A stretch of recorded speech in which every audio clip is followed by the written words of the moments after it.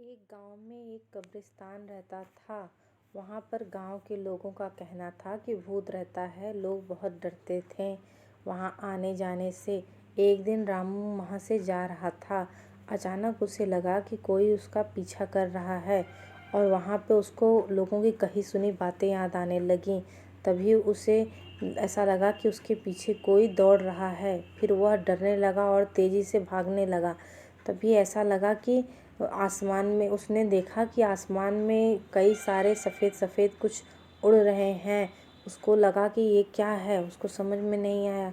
फिर गांव वालों की बात याद आने लगी कि लोगों का कहना था कि यहाँ ढेर सारी आत्माएं, भूत प्रेत पिशाच दौड़ते रहते हैं। अब रामू को तो और डरने लगने लगा।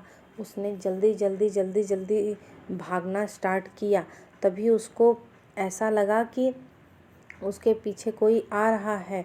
उसने किसी के हंसने की आवाज़ सुनी और रामू को अब डर के वजह से इतना तेज़ से डर लगने लगा कि वो दौड़ता गया दौड़ता गया दौड़ता गया।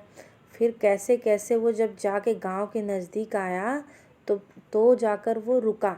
फिर भी उसे ऐसा डर लग रहा था, वही सारी चीज़ें उसके दिमाग में दौड़ रही थी कि कैसे कोई बोल रहा है, हंस रहा है, उसको बराबर वही सुनाई दे रहा था।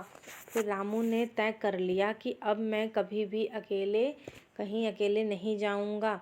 लेकिन रामू उस डर से बाहर नहीं निकल पा रहा था जो उसने उस कब्रिस्तान में देखा।